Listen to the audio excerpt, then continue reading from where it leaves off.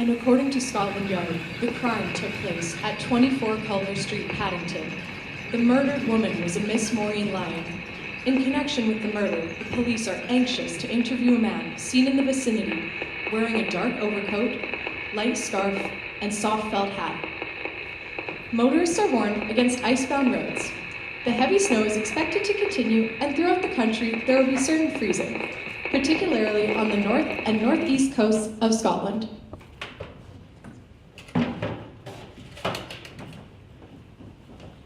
Mrs. Barlow! Mrs. Barlow?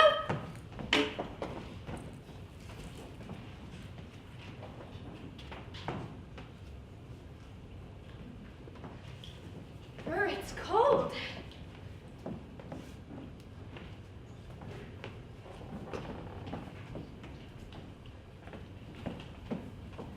Oh, it really does look nice. Oh, how stupid of Giles.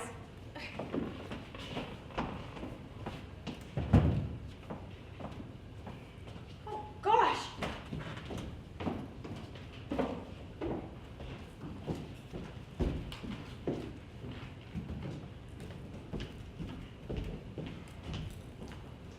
Molly! Molly! Molly, where are you? Oh, doing all the work, you brute. There you are. Leave it all to me. Shall I still go up to Aga? Done. Close, sweetheart. Your nose is cold. Well, I've just come in. Why? Where have you been? Surely you've not been out in this weather. I had to run out to the village for some stuff I'd forgotten. Did you get the chicken nugget? It wasn't the right kind. I went onto another dump, but it wasn't any good either. Practically a whole day wasted, my God. I'm half frozen. The car is skidding like anything. Snow is coming down thick. What do you bet we're not snowed up tomorrow? Oh, I do hope not. If only the pipes don't freeze. Not too good. I wish they send the Coke along. We've not got any too much. Oh, I do so want everything to go well at first. The first impressions are so important. Everything is ready. Nobody's arrived yet, I suppose. No, thank goodness. I think everything's in order. Miss Barlow took it early, afraid of the weather, I suppose. What a nuisance these daily women are. That leaves everything on your shoulders. And yours. This is a partnership. So long as you don't ask me to cook. No, that's my department. Anyway, we've got lots of reserve tins in case we are snowed up. Oh, Giles, do you think everything will be all right? Are you sorry now that we didn't sell the place when your aunt first left it to you? Instead of having this mad idea of running it as a guest house? No, I'm not. I love it. And just talking of guest house, look at that. Pretty good. What? It's a disaster, don't you see? You've left out the S. Monkwell instead of Monkswell. Good Lord, so I did. However did I come to that? But it doesn't really matter, does it? Monkwell is just as good as a name. You're in disgrace. Go and stoke up the central heating. Cross that icy yard.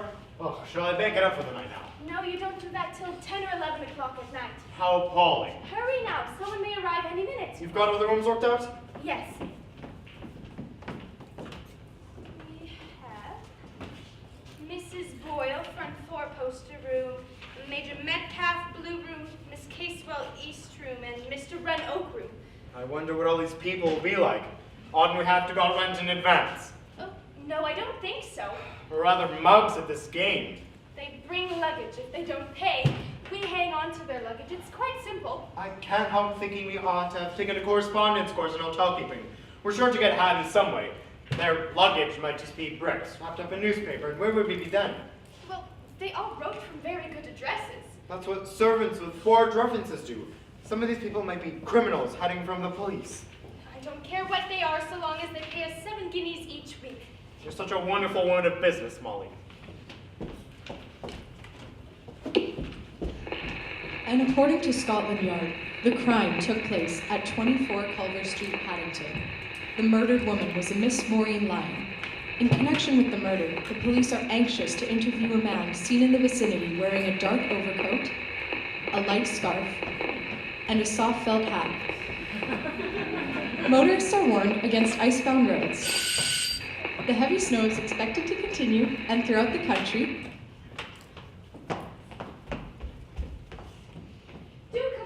Thanks so much. Weather is simply awful. My taxi gave up at your gate.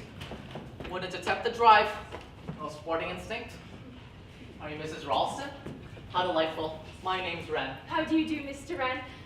No, you're not at all as I pictured you. I've been thinking of you as a retired general's widow, Indian Army.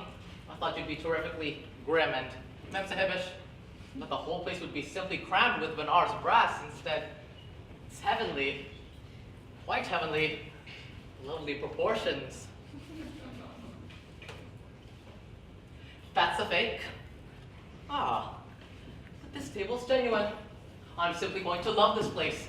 Have you got any wax flowers or birds of paradise? I'm afraid not. What a pity. Well, what about a sideboard? A purple plummy mahogany sideboard with solid carved fruits on it? Yes, we have in the dining room. In here? I must see it.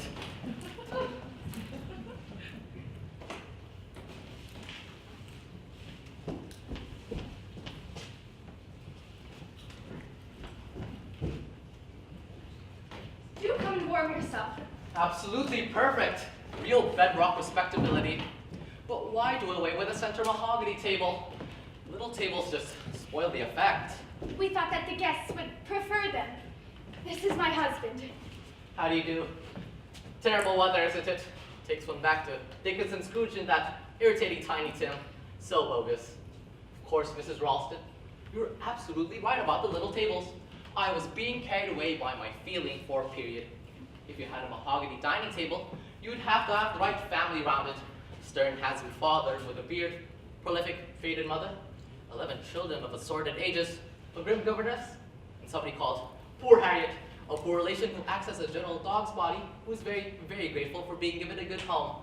I'll take your suitcase upstairs for you. Oak room, did you say? Yes. I do hope that it's got a four-poster with little chintz roses. It hasn't. I don't believe your husband is going to like me. How long have you been married? Are you very much in love? We've been married just a year. Perhaps you'd like to come up and see your room? Ticked off. But I used to like knowing all about people, I mean. I think people are so madly interesting, don't you? Well, I suppose some are and others are not. No, I don't agree. I think they're all interesting because you never really know what anyone is like or what they're really thinking. For example, you do not know what I'm thinking about now, do you? Not in the least. Cigarette. No, thank you. You see, the only people who really know what other people are like are artists, and they do not know why they know it. But if they're portrait painters, it comes out on the canvas. Are you a painter? No, I'm an architect. My parents, baptized me, Christopher, in hopes that I would be one. As good as halfway home. Actually, of course, everybody laughs about it and makes fun of St. Paul's. However, who knows? I may have the last laugh. Chris Rand's prefabness may yet go down in history. I'm simply going to love this place. I find your wife most sympathetic. Indeed. And really very beautiful. Oh, don't be absurd. There. Isn't that like an English woman? Compliments always embarrass them. European women take compliments as a matter of course, but English women have all of their feminine spirit crushed out of them by their husbands. There's something very boorish about English husbands. Come up and see your room. Shall I? Could you stoke up the hot water boiler?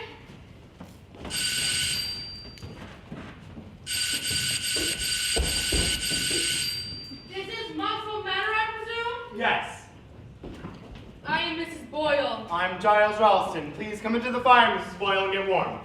Is this your only luggage? Major Metcalf, is it? Is seen to it? I'll leave the door for him. The taxi wouldn't risk coming up the drive. We had to share a taxi from the station, and there was great difficulty in getting that.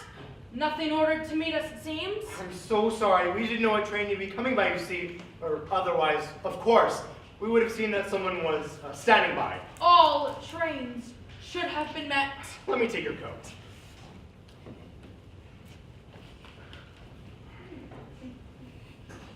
My wife will be down any minute. I'll just go and give Metcalf a hand with the bags. The drive might at least have been clear of snow. Most offhand and casual, I must say. Oh, I'm so sorry. I was... Mrs. Ralston, Yes, I was... you're quite young Young? to be running an establishment of this kind. You can't have had much experience? Well, there has to be a start for everything, hasn't there? I see. Quite inexperienced. An old house. I hope you haven't got dry rot. Certainly not. A lot of people don't know they've got dry rot until it's too late to do anything about it. The house is in perfect condition. It could do with a coat of paint. You know you've got worm in this oak. This way, Major. Here's Molly, my wife. How do you do? Absolute blizzard outside. Thought at one time we shouldn't make it. I beg your pardon. If it goes on like this, I should say we'll have 5 or 6 feet of snow by morning. Not seen anything like it since I was on leave in 1940. I'll take these upstairs for you. Which rooms did you say? Blue room and rose room? No, I put Mr. Wren in the rose room. I like the 4-poster so much, so it's Major Metcalf in the blue room and Mrs. Boyle in the oak room. Major? Sir!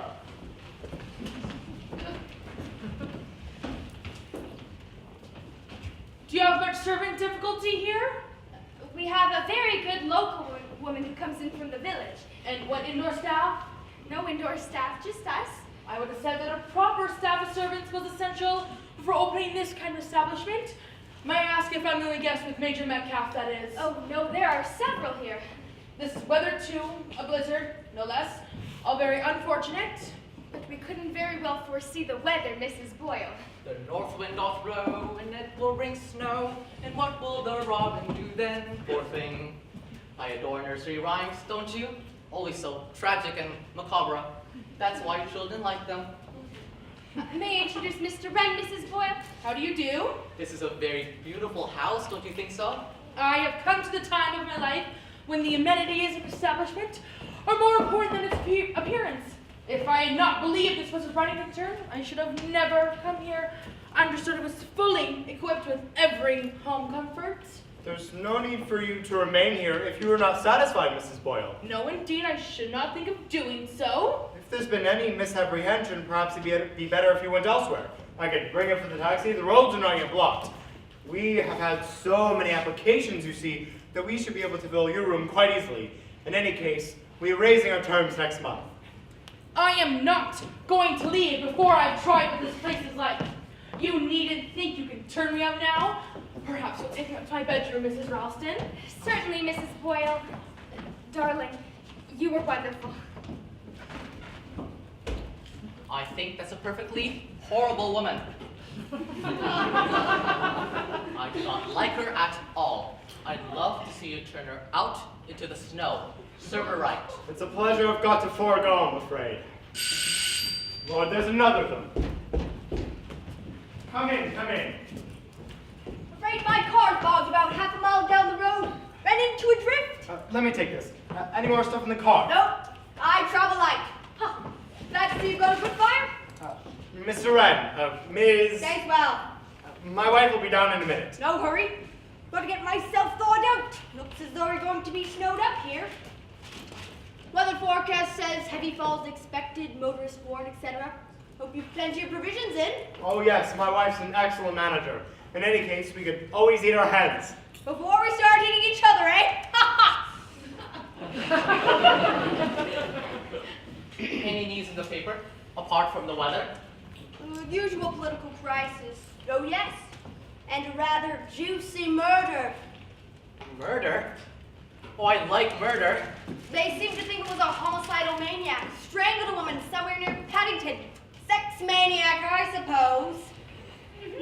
Doesn't say much, does it? The police are anxious to interview a man seen in the vicinity of Culver Street. Medium height, wearing darkish overcoat, lightish scarf, and soft felt hat. Police messages to this effect have been broadcast throughout the day. Useful description. Fit pretty well. Anyone, wouldn't it? When it says that the police are anxious to interview someone, is that a way of hinting that he's the murderer? Could be. Who is the woman who was murdered? Mrs. Lyon. Mrs. Maureen Lyon. Young or old? Doesn't say. Doesn't seem to have been robbery. I told you. Sex maniac. Here, Miss Casewell, Molly, my wife. How do you do? Awful weather. Perhaps you'd like to come up to your room. The water's hot if you'd like a bath. You're right, I would.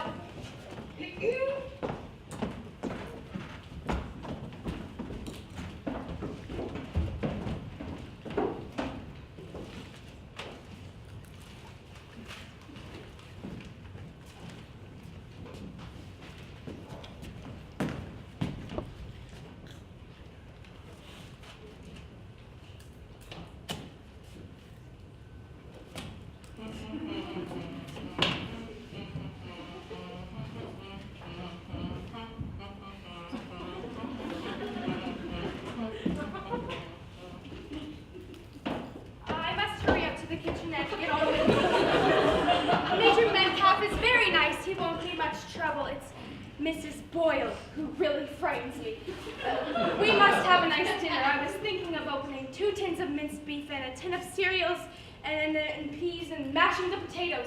Oh, and then there's stewed figs and custard. Do you think that'll be all right? It should be, not very original, perhaps. Oh, do let me help. I adore cooking. Why not an omelet? You've got eggs, haven't you? Oh, yes, we've got plenty of eggs. We keep a lot of fowls, and they don't lay as well as they should, but we've put down a lot of eggs. And if you've got a bottle of cheap, any type wine, you could add it to the minced beef and cereals, did you say? Give it a continental flavor. Show me where the kitchen is and what you've got, and I dare say I shall have an inspiration. Come on.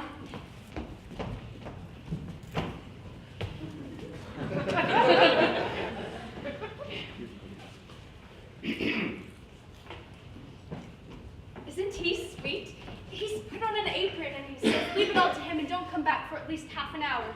If our guests want to do the cooking themselves, it'll save us a lot of trouble. Why on earth did you give him the best room? Well, I told you he liked the 4-poster. I like the pretty 4-poster. Twerp. Giles, I'm no use for that kind. In any case, you didn't handle the suitcase. I did. had it got bricks in it? If you ask me, there was no white at all. He's probably one of those young men who go around bilking hotel keepers. I don't believe it. I like him. Anyway, I think Miss Casewell is rather peculiar, don't you? Terrible female. If she is a female. It seems rather difficult that all our guests should either be odd or unpleasant.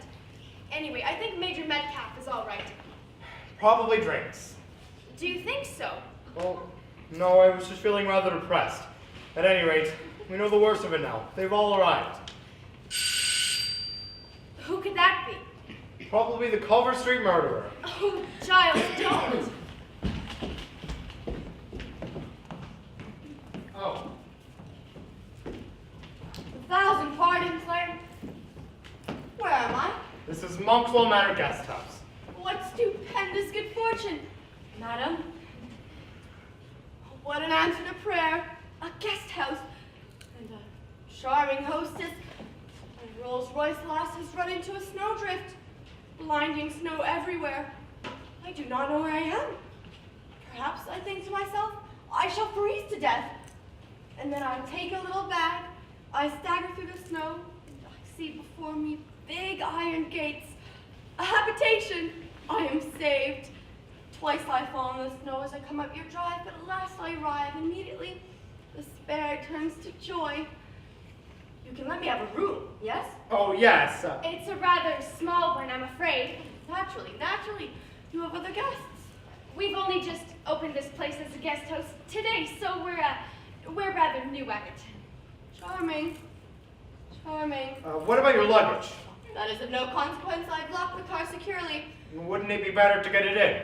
Oh no, I can assure you on such a night as this, there will be no thieves abroad. And as for me, my wants are very simple. I have all that I need. Here, in this little bag. That's all that I need. You'd better get thoroughly warm. I'll see about your room. Oh, it's a rather cold one, I'm afraid, because it faces north, but all the others are occupied. You have several other guests then? Yes, there's Mrs. Boyle, Major Metcalf, Miss Casewell, and a young man called Christopher Wren. And now you. Yes, the unexpected guest. The guest that you did not invite. The guest who just arrived from nowhere, out of the storm. Sounds quite dramatic, does it not? Who am I? You do not know. Where do I come from? You do not know. Me? I am the man of mystery. But now, I tell you this. From now on, there will be no more arrivals, and no departures either. By tomorrow, or perhaps even already, we are cut off from civilization. No butcher, no baker, no milkman, no postman, no daily papers. Nobody and nothing but ourselves. That is admirable. Admirable. It could not suit me better. My name, by the way, is Pervicini. Yes, ours is Ralston. Mr. and Mrs. Ralston. And this is Monkswell Manor Guest House, you said? Good. Monkswell Manor Guest House. Perfect. Perfect.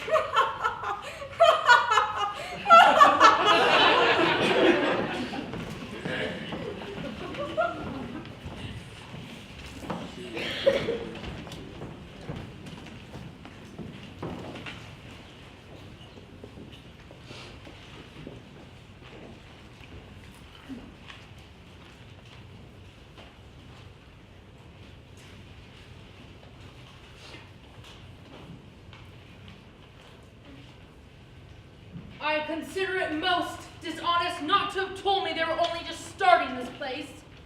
Well, everything's got to have a beginning, you know. Excellent breakfast this morning.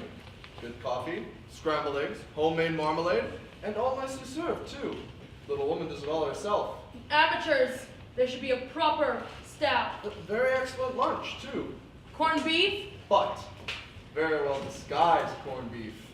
Red wine in it. Mrs. Ralston promised to make a pie for us tonight. these radiators are not really hot. I shall speak about it. Very comfortable beds, too. At least mine was. Hope yours was, too. It was quite adequate, but I don't quite see why the best bedroom should have been given to that very peculiar young man. Got here ahead of us. First come, first served. From the advertisement, I got quite a different impression of what this place would be like. I come to a writing room and a much larger place altogether, with fridge and other amenities. Regular old Tabby's delight. I beg your pardon? I mean, yes, I quite see what you mean. No, indeed. I shan't stay here long. No, no. I don't suppose you will.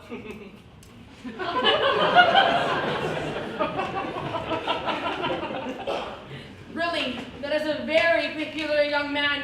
Unbalanced mentally, I should wonder. I think he's escaped from a lunatic asylum. I wouldn't be at all surprised.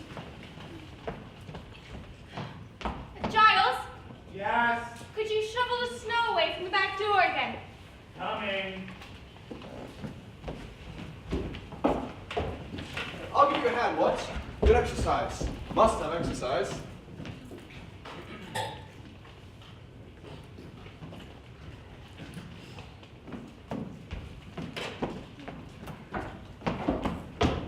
Oh, I'm sorry. That's all right. Really, what an incredible young woman. Doesn't she know anything about housework? Carrying a carpet sweeper through the front hall, aren't any back stairs. Oh yes, nice back stairs. Very convenient if there was a fire. Then why not use them? Anyway, all the housework should have been done in the morning, before lunch. I gather a hostess had to cook the lunch. A very haphazard and amateurish. There should be a proper staff. Not very easy to get nowadays, is it?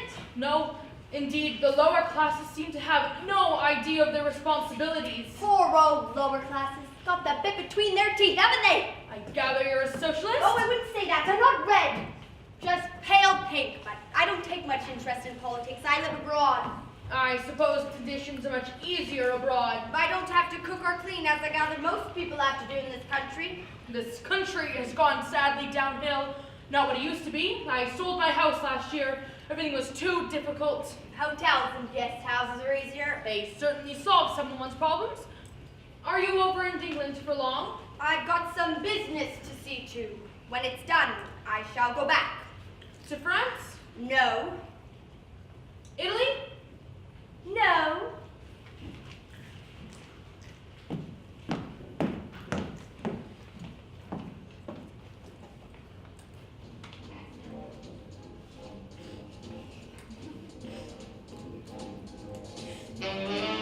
Would you mind not having that on quite so loud? I always find the radio rather distracting when one is trying to write letters. Do you? If you don't particularly want to listen... It's my favorite music. There's a writing table in there. I know, but it's much warmer in here. Much warmer. I agree.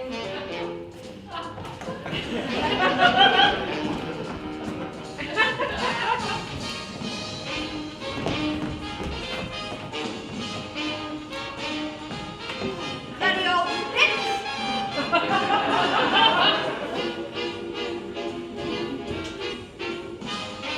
Oh, Hello. wherever I go, That woman seems to hunt me down. Then she glares at me. Positively glares. Turn it down a bit.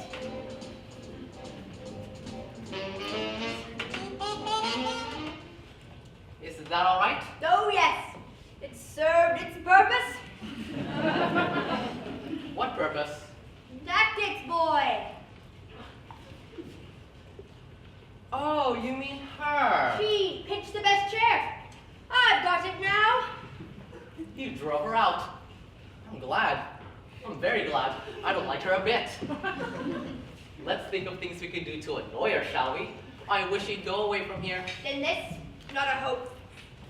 But when the snow melts... Oh, when the snow melts, lots of things may have happened. Yes, that's true. Snow's rather lovely, isn't it? So peaceful and pure. Makes one forget things. Doesn't make me forget. How fierce you sound. I was thinking. What sort of thinking? Ice on a bedroom jug. Chilblains, raw and bleeding. One thin, ragged blanket. A child, shivering with cold and fear. My dear, it sounds too grim. What is it, a novel? You didn't know I was a writer, did you? Are you? Sorry to disappoint you. Actually, I'm not.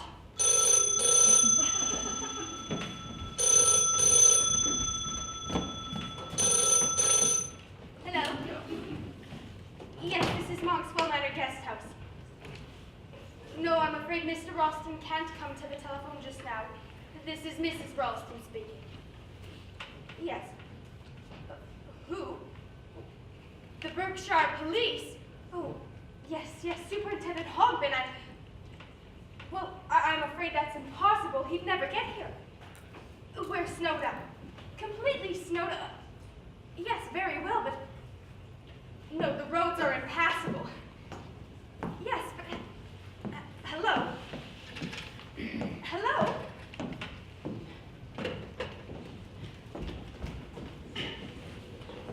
Molly, do you know where there's another spade? Giles, the police have just rung up. Trouble with the police, eh? Serving liquor without a license? They called to say they're sending a sergeant or an inspector out or something. But he'll never get here. That's what I said, but he seemed quite confident that they would. Nonsense. Not even a jeep could get through today. Anyways, what's it all about? That's what I asked, but he wouldn't say, just that I was to impress on my husband and to listen to what Sergeant Trotter, I think it was, had to say, and to follow his instructions implicitly. Oh, isn't it extraordinary? What on earth do you think we've done? Do you think it was those nylons from Gibraltar? I did remember to get the wireless license, didn't I? Yes, it's in the kitchen dresser. I had a rather near shave with the car the other day, but it was entirely the other fellow's fault. Well, we must have done something. I expect it's something to do with running the place. Probably some tin pod ministry or other. You practically can't avoid it nowadays. Oh, I wish we'd never started this place. Oh, we're going to be snowed up for days and everybody's cross and we shall go through all of our reserved tins. Molly, everything's going to be alright. I've filled all the coal scuttles, brought in the wood, stoked the egg, and done the hens. I'll go and do the boiler next and chop some kindling. You know, Molly, there must be something really important to send a police sergeant trekking out in all this. There must be something really urgent. Ah, there you are, Mr. Ralston. Do you know the central heating in the library is practically stone cold? I'm so sorry, we're very short I of am coal- paying 7 guineas a week here. 7 guineas, and I do not want to freeze. I'll go and stoke it up. Mrs. Ralston, if you don't mind my saying so, that is a very extraordinary young man you staying here. His manners and his ties, and doesn't even brush his hair. He's an extremely brilliant young architect. I beg your pardon? Christopher Wren. He's an architect. My dear young woman, I have naturally heard of Sir Christopher Wren. Of course, he was an architect. He built St. Paul's. You young people seem to think that no one is educated but yourselves. I meant this Wren. His parents named him Chris in hopes that he'd become an architect. And he is, or nearly one, so it turned out all right. Sounds a fishy story to me. I should make some inquiries about him if I were you. What do you know of him? Just as much as I know of you, Mrs. Boyle, which is that you are each paying us 7 guineas a week, and that's all I really ought to know, isn't it? And all that concerns me. Doesn't matter whether I like my guests or whether I don't. You are young and inexperienced and should welcome advice from someone more knowledgeable than yourself. And what about this foreigner? What about him? You weren't expecting him, were you? To turn away a bona fide traveler is against the law, Mrs. Boyle. You should know that. Why do you say that? Weren't you a magistrate on the bench, Mrs. Boyle? All I say is that this Peravicini, or whatever he calls himself, Beware, dear lady. You're talking the devil, and here he is! I didn't hear you come in. I came in on tiptoe, like this. Nobody ever hears me if I do not want them to. I find that very amusing. Indeed. Now, there was a young lady. Well, I must get on with my letters. I'll see it's a little warmer in the drawing room.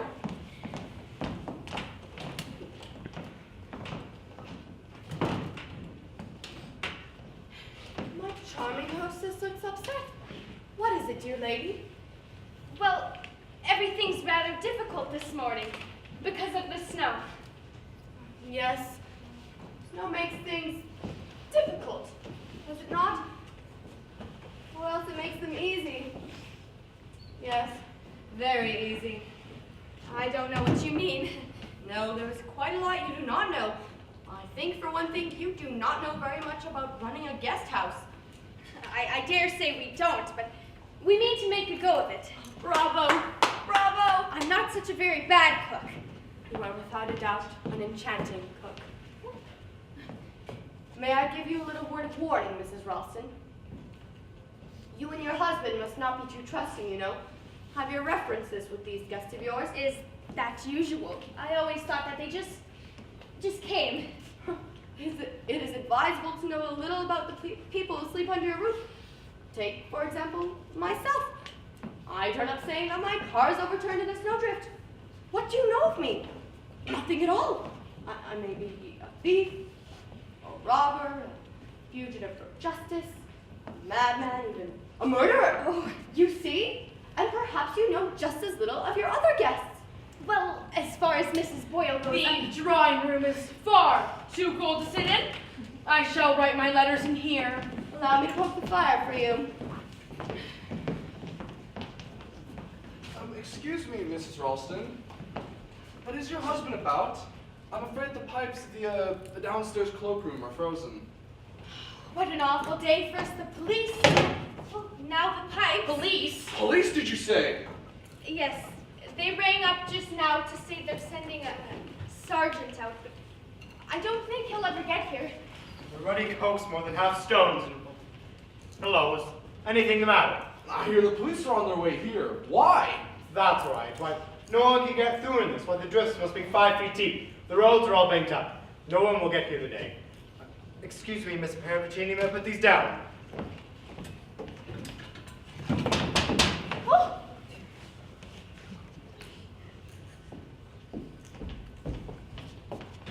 Are you Mr. Ralston? Yes.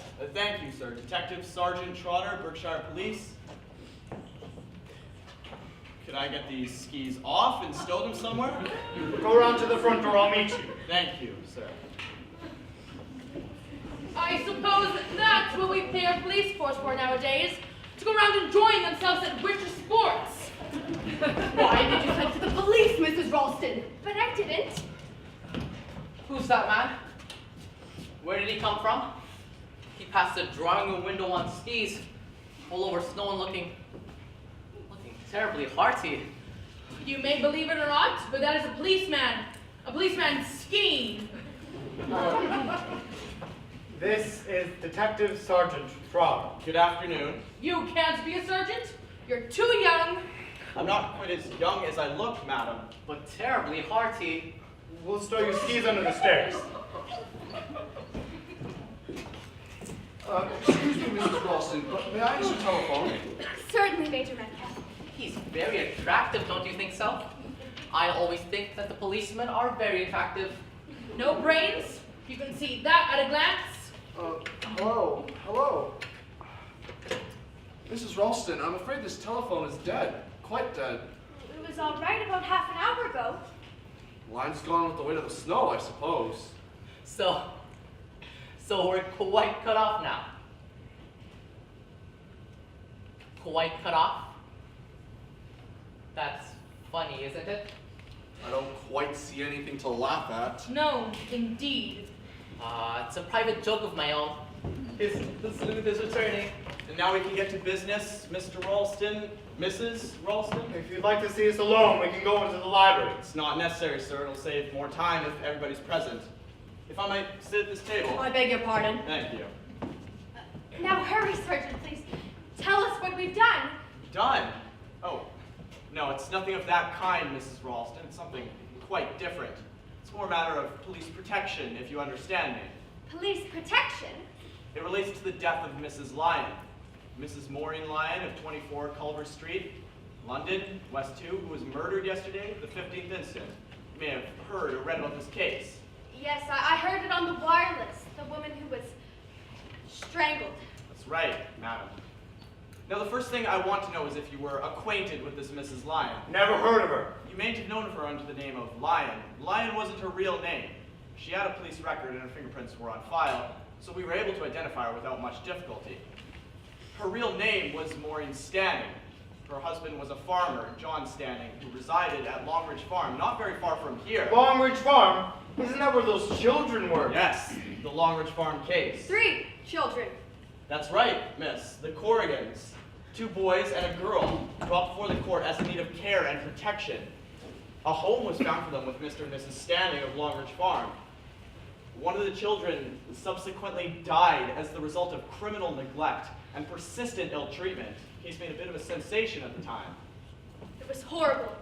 The Stannings were sentenced to terms of imprisonment. Stanning died in prison. Mrs. Stanning served her sentence and was duly released. Yesterday, as I say, she was found strangled at 24 Culver Street. Well, who did it? I'm coming to that, madam. A notebook was found at the scene of the crime. In that notebook was written 2 addresses. One was 24 Culver Street. The other was Monkswell Manor. What? Yes, sir. That's why Superintendent Hogben, upon receiving this information from Scotland Yard, thought it imperative for me to come out here and find out if you knew of any connection between this house or anyone in this house and the Longridge Farm case. No, there's nothing. Absolutely nothing. It must be a coincidence. Superintendent Hogben doesn't think it's a coincidence, sir. He'd have came himself if it had been in any way possible. But under these weather conditions, and as I can ski, he sent me with instructions to get full particulars of everyone in the house, report back to him by telephone, and take whatever measures I thought fit to ensure the safety of this household. Safety. What danger does he think we're in? He doesn't think that someone's going to be killed here. I don't want to frighten any of the ladies, but frankly, yes, that is the idea. But why? Well, that's what I've got to find out. The whole thing is crazy. Yes, sir, it's because it's crazy that it's dangerous. Oh, nonsense. I must say, it seems a bit far-fetched. I think it's wonderful. Is there something that you haven't told us yet, Sergeant? Yes, Mrs. Ralston. Beneath the 2 addresses was written 3 blind mice. And on the dead woman's body was a paper with this as the first written on it. And beneath that, a drawing of 3 little mice and a bar of music. The music was the tune of the nursery rhyme, 3 blind mice. You know how it goes. 3 blind mice. 3 blind mice, see how they run. They all ran after the farmer's wife. Oh, it's horrible. There were 3 children, and 1 died. Yes, the youngest, a boy of 11. What happened to the other 2? The girl was adopted by somebody. We haven't been able to trace her present whereabouts. But the elder boy would now be about 22, deserted from the army and has not been heard of since. According to the army psychologist, he was definitely schizophrenic. A bit queer in the head, that's to say. They think it was he who killed Mrs. Lyon, Mrs. Stanning. Yes. And that he will turn up here and try to kill us? But Why? Well, that's what I've got to find out from you. As the superintendent sees it, there must be some connection. Now you state, sir, that you yourself have never had any connection with the Longridge Farm case. No. And the same goes for you, madam. No connection. What about servants? We haven't any servants. Which reminds me, I must go to the kitchen and get on with things. I'll be there if you need me. That's quite all right, Mrs. Ralston. Now, can I have all your names, please? This is quite ridiculous. We are merely staying in a kind of hotel. We've only arrived yesterday. We've nothing to do with this place. You'd planned to come here in advance, though. You'd booked your rooms here ahead. Well, yes. All except Mr. Paravicini. My car overturned in a snowdrift. See. Well, what I'm getting at is that anybody who's been following you around might know very well that you were coming here. Now, there's just one thing I want to know, and I want to know it quick. Which one of you is it that has some connection with that business at Longridge Farm? You're not being very sensible, you know. One of you is in danger, deadly danger. I've got to know which one that is. All right, I'll ask you one by one. You first, since you seem to have arrived here more or less by accident, Mr. Perry. Paravicini. But my dear Inspector, I know nothing of what you've been talking about. I'm a stranger to this country. I know nothing of these local affairs of bygone years. Mrs. Boyle. Really, I don't see. I consider it an impertinence. Why on earth should I have anything to do with this distressing business? Miss. Casewell. Leslie Casewell. I never heard of Longridge Farm, and I know nothing about it. You, sir. Metcalf, Major. Read about the case in the papers at the time. I was stationed at Edinburgh then. No personal knowledge. And you? Christopher Wren. I was a mere child at the time. I don't remember even hearing about it. And that's all you have to say? Any of you? Well, if one of you gets murdered, you'll only have yourselves to blame.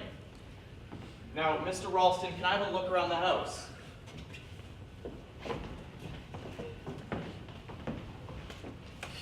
My dears, how melodramatic. He's very attractive, isn't he? I do admire the police, so stern and hard-boiled. Quite a thrill this whole business is. 3 blind mice. How does the tune go? Really, Mr. Wren? Don't you like it? But it's the signature tune. The signature of the murderer. Just fancy what a kick he must be getting out of it. Melodramatic rubbish. I don't believe a word of it. But just wait, Mrs. Boyle, till I creep up behind you and you feel my hands on your Stop! That'll do, Christopher. It's a poor joke anyway. In fact, it's not a joke at all. Oh, but it is. That's just what it is. A madman's joke. That's just what makes it so deliciously macabre. You can just see your faces.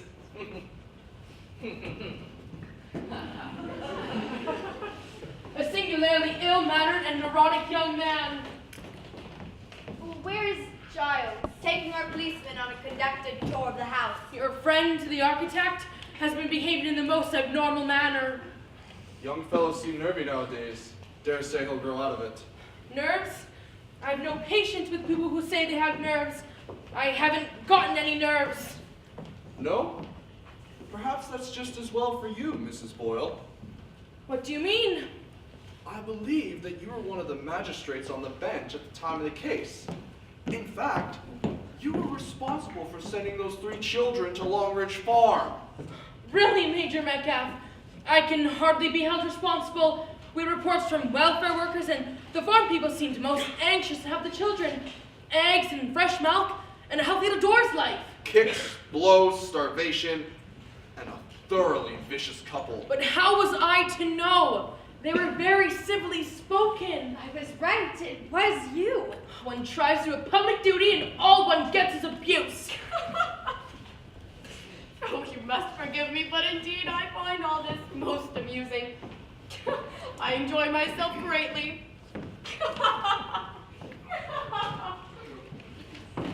I never did like that man. Where did he come from last night? I don't know. Looks a bit of a spiff to me. Makes his face of too rouge and powder. Disgusting! He must be quite old too. Though he skips about as though he were a much younger man. You'll be wanting more wood. I'll get it. My. Nearly 4 o'clock in the afternoon and it's already dark. I'll turn a light on. That's better. No. Where did I leave my pen?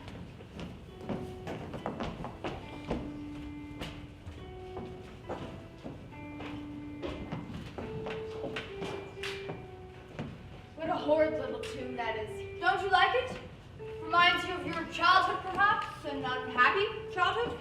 I was very happy as a child. You were lucky. Weren't you happy? No. I'm sorry. But all that's a long time ago. One gets over things. I suppose. Or doesn't one? Damned hard to say. They say what happens when you're a child matters more than anything else. They say. Who says? Psychologists. All humbug, just a damn lot of nonsense. I've no use for psychologists and psychiatrists. I've never really had much to do with them myself. The good thing for you haven't. It's all a lot of hooey, the whole thing. Life's what you make of it. Go straight ahead. Don't look back. But one can't always help looking back. Nonsense, it's a question of willpower. Perhaps. I know. I expect you're right. But perhaps some things are meant to make you remember. Don't give in. Turn your back on them. But I wonder, is that really the right way? Perhaps one really ought to face them. Depends what you're talking about. Sometimes I hardly know what I'm talking about. Nothing from the past is going to affect me, except in the way I want it to. Well, everything's all right upstairs.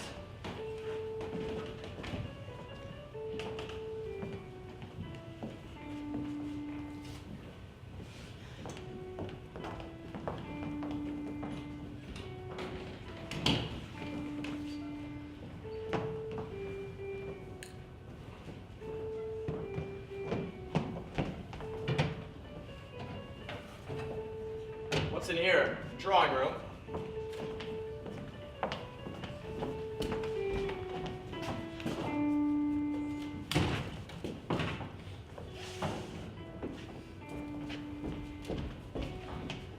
Would you mind shutting that door?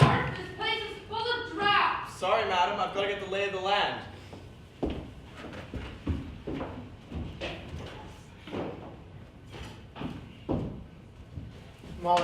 Molly, what's all this? Well, that completes the tour. Nothing suspicious. I think I'll make my report now to Superintendent Hoffman. Oh, but you can't telephone. The line's dead. What? Since when? Well, it cut out just after you arrived. But it was all right earlier. Superintendent Hoffman got through all right. Yes, I suppose since then the lines are down with the snow. I wonder. It may have been cut. Cut. But who would cut it? Mr. Ralston, just how much do you know about these people staying in your guest house? We don't really know much about them. Mrs. Boyle wrote from a hotel in Bournemouth. Major Metcalf from an address in, where was it? Leamington? Radden wrote from Hampstead. And Miss Casewell from a private hotel in Kensington. And Mr. Paravicini, as we've told you, turned out of the blue last night. But they've all got ration books, that sort of thing. I shall go into all of that, of course, but there isn't much reliance to be placed on that sort of evidence. But even if this man does turn up here and try to kill us, or one of us, we're quite safe now. Because of the snow, no one can get here until it melts. Unless he's here already. Here already. Well, why not, Mr. Ralston? All these people arrived here yesterday evening, some hours after the murder of Mrs. Stanning. Plenty of time to get here. All except for Mr. Paravicini. They'd all booked beforehand. Well, why not? These crimes were planned. Crimes? There's only been one crime. In Culver Street. Why are you so sure there'll be another here? That it will happen here? No, I hope to prevent that. But that it will be attempted, yes. I can't believe it. It's so fantastic. It isn't fantastic, it's just facts. You've got a description of what this man in London look like? Medium height, indeterminate build, wore a darkish overcoat, face hidden by a muffler, wore a soft felt hat, and spoke in a whisper. There are 3 darkish overcoats hanging in the hall right now, Mr. Ralston. One of them is yours. There are 3 lightish felt hats. I still don't believe it. See, it's this telephone wire that worries me. I If must it's been cut, go and get on with the vegetables.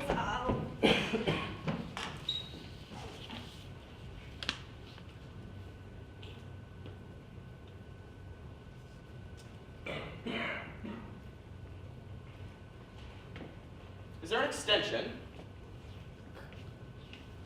I beg your pardon, did you say something? Yes, Mr. Ralston, I asked, is there an extension? Yes, up in our bedroom. Go and try it up there for me, will you?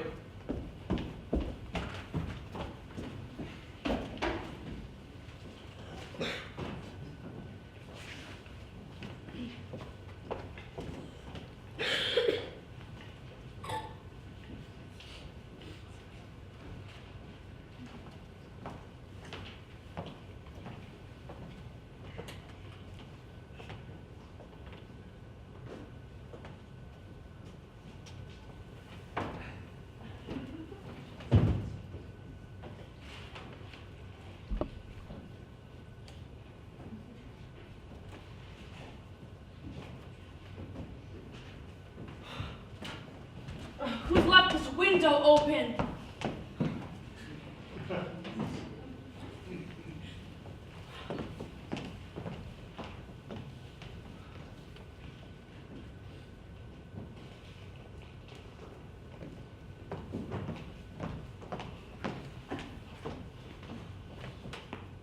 To understand what I may term as the mechanics of fear, you have to study the precise effect produced on the human mind. Imagine, for instance, that you are alone in a room. It is late in the afternoon. A door opens softly behind you. Oh, it's you. I can't find any program worth listening to. Here. What are you doing? Why keep the lights out?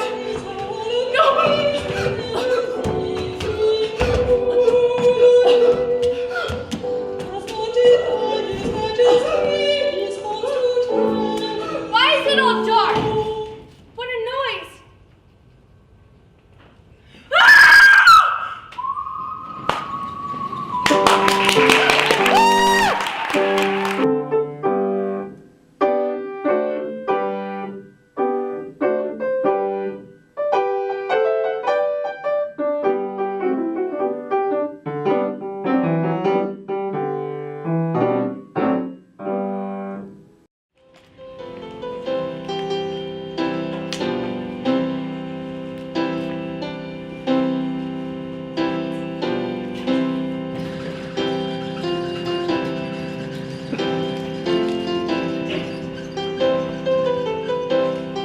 Now, Mrs. Ralston, try and think. Think. I can't think. My head's numb. Mrs. Boyle had only just been killed when you got to her. You came from the kitchen. Are you sure you didn't see or hear anybody as you came along the hall? No, just the radio blaring out in here. I couldn't think who turned it on so loud. I wouldn't hear anything else with that, would I? That was clearly the murderer's idea. Or murderess. How could I hear anything else? You might have done. If the murderer had left the hall that way, he might have slipped into the dining room or gone up the back stairs. I don't know. I heard a door creak and shut just as I came out of the kitchen. Which door? I don't know. Think, Mrs. Ralston. Try and think. Upstairs, downstairs, close at hand, right, left. I don't know. I tell you, I'm not even sure that I heard anything at all. Can't you stop bullying her? Can't you see she's all in? We are investigating a murder, Mr. Ralston. Up to now, nobody has taken this thing seriously. Mrs. Boyle didn't. She held out on me with information. You all held out on me. Well, Mrs. Boyle is dead. Unless we get to the bottom of this, and quickly, mind, there's going to be another death. Another? Nonsense. Why? Because there were 3 little blind mice in that notebook we found. That would mean there'd have to be some connection or another connection with the Long Ridge Farm case. Yes, there would have to be that. But why another death here? Because there are only 2 addresses. At 24 Culver Street, there's only one possible victim. But here, at Monkswell Manor, there's a wider field. Nonsense. Surely it would be a most unlikely coincidence that there should be two people brought here by chance, both of them with a share in the longer-run case. Given certain circumstances, it shouldn't be so much of a coincidence. Think it out, Miss Casewell. Now, I want to get down quite clearly where we all were when Mrs. Boyle was killed. I've already got Mrs. Ralston's statement. You were in the kitchen preparing vegetables. You came out of the kitchen, through the passage, through the swing doors, into the hall, and in here. The radio was blaring, but the light was switched off, and the hall was dark. You switched on the light, saw Mrs. Boyle, and screamed? Yes, I screamed, and I screamed, and at last people came. Yes, as you say, people came. Many people from different directions, all arriving more or less at once.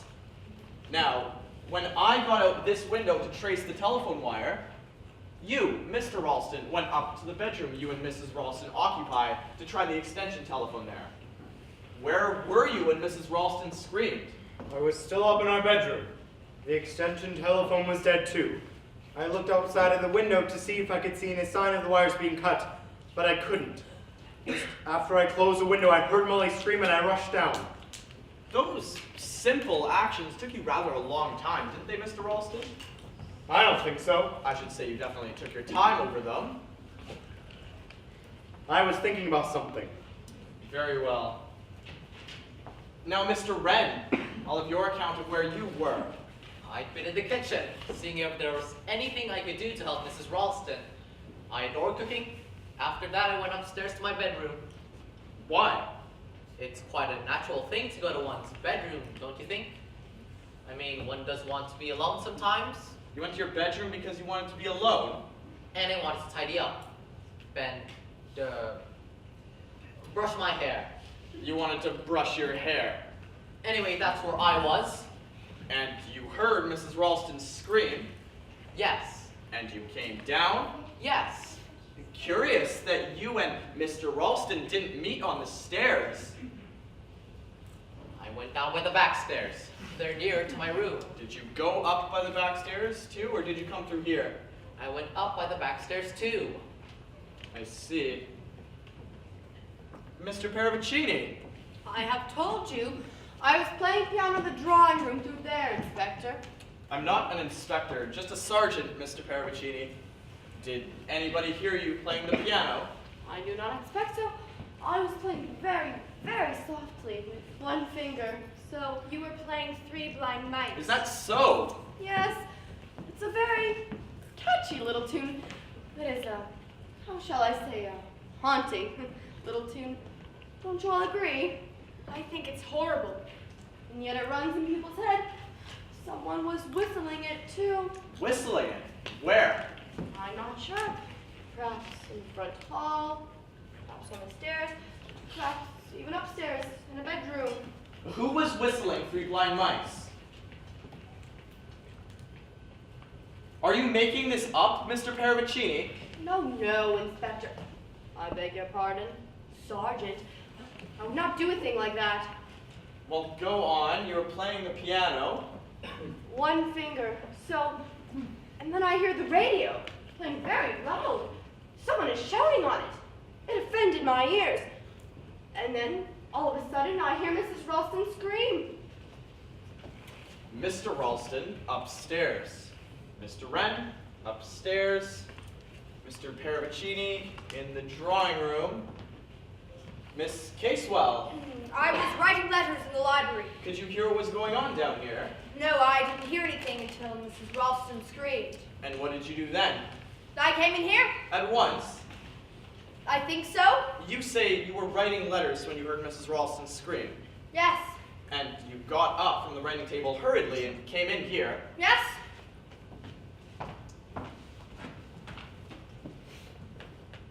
And yet there doesn't seem to be an unfinished letter on the writing desk in the library. I brought it with me.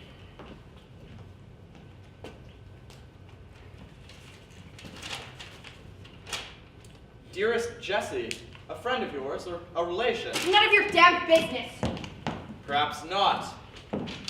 You know, If I were to hear someone screaming blue murder, I don't believe I'd take the time to pick up my unfinished letter, fold it, and put it in my handbag before going to see what was the matter. You wouldn't? How interesting. Now, Major Metcalf, all of your account of where you were. Looking around, just looking around. I was looking under that cupboard place under the stairs near the kitchen. Lots of junk and sports tackle. And I noticed there was another door inside of it. I opened it and I saw a flight of steps. I was curious and I went on down. Nice cellars you've got. Glad you like them. Not at all. Crypt of an old monastery, I should say. Probably why this place is called Mousetrap. We aren't engaged in antiquarian research, Major Metcalf. We're investigating a murder. Now, Mrs. Ralston has been kind enough to tell us that she heard a door shut with a faint creak. That particular door shuts with a creak.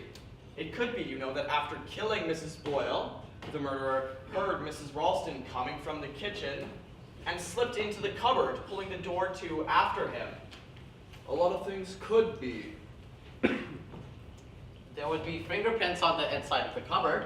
Oh, mine are there all right, but most criminals are careful enough to wear gloves, aren't they? It's usual, but all criminals slip up sooner or later. I wonder, Sergeant, if that's really true. But look here, there is Please, just... Mr. Ralston, I'm in charge of this investigation. Very well, but... Mr. Ralston!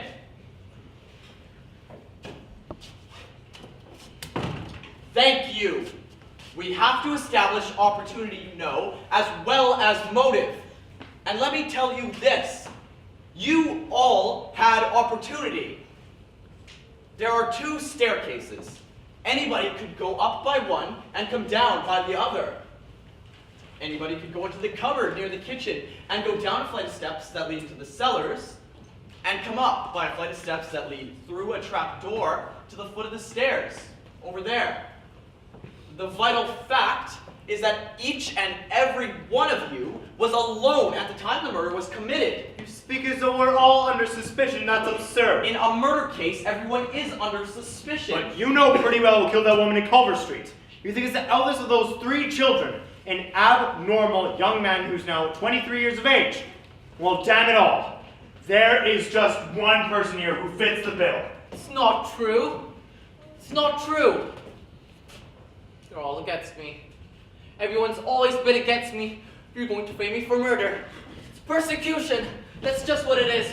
Persecution. Steady, lad, steady. It's all right, Chris. Nobody's against you. Tell him it's all right. You don't frame people. Well, tell him you're not going to arrest him. I'm not arresting anybody. To do that, I've got to have evidence. I haven't got any evidence yet.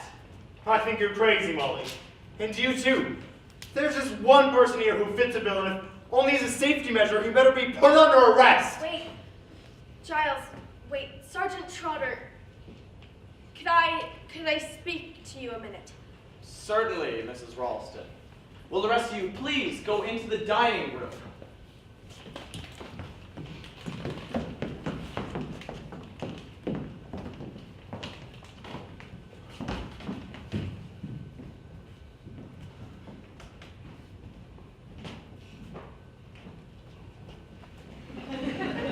I'm staying. No, Giles, you too. I'm staying. I don't know what's come over you, Molly. Giles, please.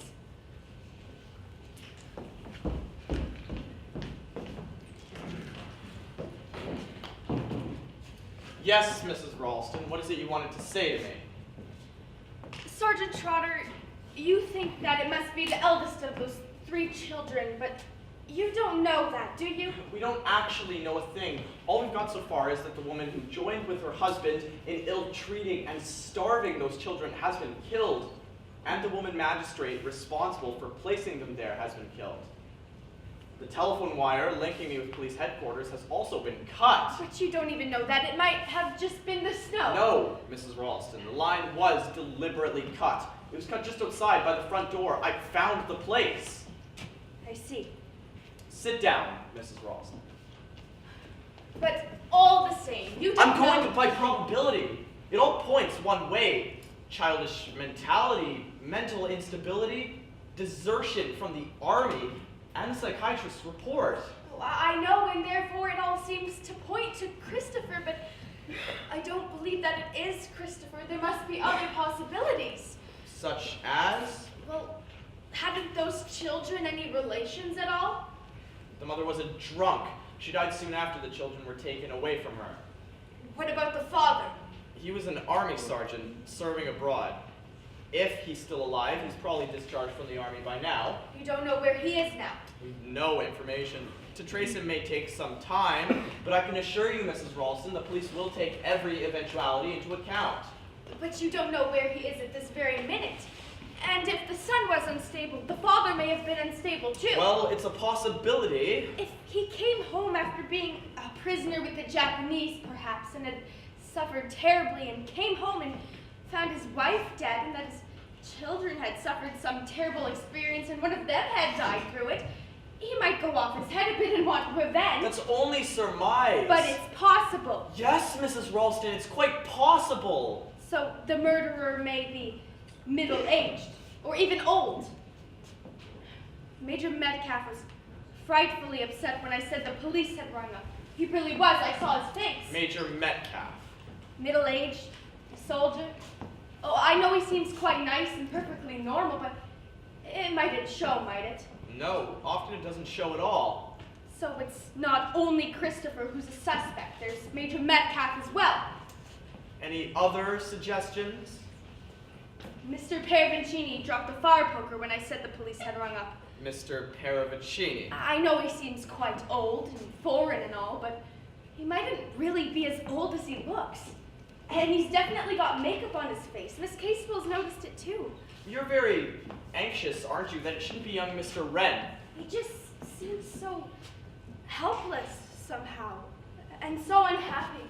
Mrs. Ralston, let me tell you something. I've had all possibilities in mind ever since the beginning. The boy, Georgie, the father, and someone else. There was a sister, you remember?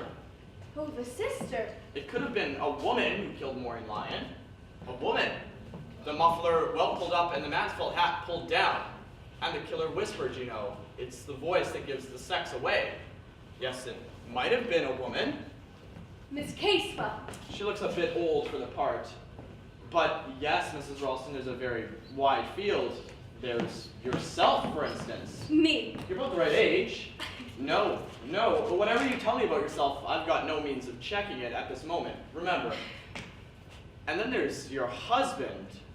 Giles, don't be ridiculous. He and Christopher Wren are much of an age. Say, your husband looks older than his years, and Christopher Wren much younger. Actual age is very hard to tell. Just how much do you know about your husband, Mrs. Ralston? How much do I know about Giles? Don't be ridiculous. You've been married how long? Just a year. And you met where? At a dance in London. We went to a party. Did you meet his people? Well, he hasn't any people. They're all dead. They're all dead? Yes, but you make it sound all wrong. His father was a barrister and his mother died when he was a baby. Well, you're only telling me what he told you. Yes, but You don't know it of your own knowledge. It's outrageous You'd that be surprised, Mrs. Ralston, how many cases rather like yours we get, especially since the war. Homes broken up and families dead. Phil says he's been in the Air Force or just finished his army training. Parents killed. No relations. There aren't any backgrounds nowadays, and young people settle their own affairs. They meet and marry. It's parents and relatives who used to make the inquiries before they consented to an engagement. But that's all done away with. Nowadays, girl just marries her man. Sometimes she doesn't find out for a year or two that he's an absconding bank clerk, or an army deserter, or something equally undesirable. How long had you known Giles Ralston when you married him? just 3 weeks. But And you don't know anything about him? That's not true. I know exactly the sort of person he is. He's Giles, and it's absolutely outrageous that you suggest he's some sort of crazy homicidal maniac. Why Giles was not even in London yesterday when the murder took place. Where was he? Here. No, he went across country to a sale to get some netting for our chickens. Bring it back with him. No, it turned out to be the wrong kind. You're only 30 miles from London, aren't you? Oh, You've got an ABC. It's an hour by train, a little longer by car. I tell you, Giles wasn't in London. Just a minute, Mrs. Ralston.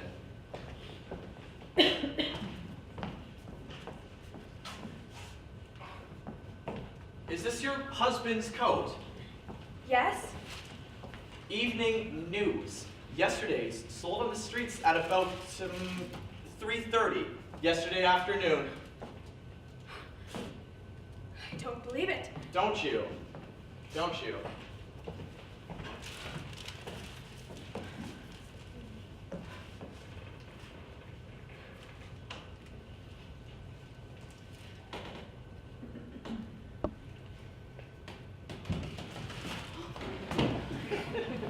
Wally, You startled me. where is he? Where has he gone? Who? The sergeant. Oh, he went out that way. Only I could get away. Somehow. Some way. Is there anywhere I could hide in the house? Hide. Yes, from him. But why? But darling, they're all so frightfully against me. They're going to say I committed these murders, particularly your husband. Never mind him. Look, Chris, you can't go on running away from things all your life. Why do you say that? Well, it's true, isn't it? Oh, yes, it's quite true. You got to grow up sometime, Chris. I wish I hadn't. Your name isn't really Christopher Wren, is it? No. And you aren't really training to be an architect. No. But why did Call you... myself Christopher Wren? It just amused me. Then they used to laugh at me at school and call me Little Christopher Robin. Robin Wren. Association of Ideas. It was hell being at school. What's your real name? We needed to go into that. I ran away whilst I was doing my army service. It was also beastly, I hated it. Yes, I'm just like the unknown murderer. I told you I was the one the specification fitted. You see, my mother, Yes, your mother. everything would be alright if she hadn't died. She would have taken care of me, looked after me. But Chris, you can't go on being looked after all your life. Things happen to you and you've got to bear them. You've got to go on, just as usual. One can't do that. Yes, one can. You mean you have? Yes, What was it? Was it something very bad? something I've never forgotten. Was it to do with Giles? No, it was long before I met Giles. Must have been very young, almost a child at the time. Perhaps that's why it was so awful. Horrible, horrible. I tried to put it out of my mind. I tried to never think about it. So you're running away from things too?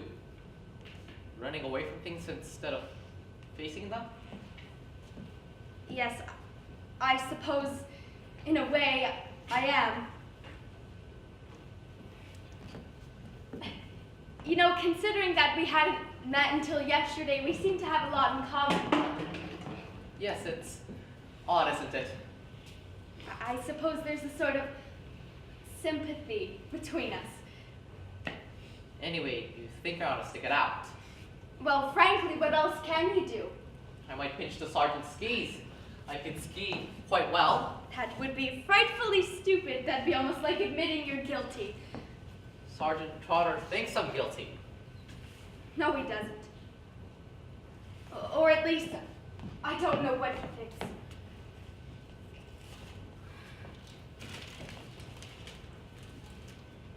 I hate him. I hate him, I hate him. Who? The sergeant. He makes you think things about people that can't be true. What is all this? I don't believe it. I won't believe it. What won't you believe?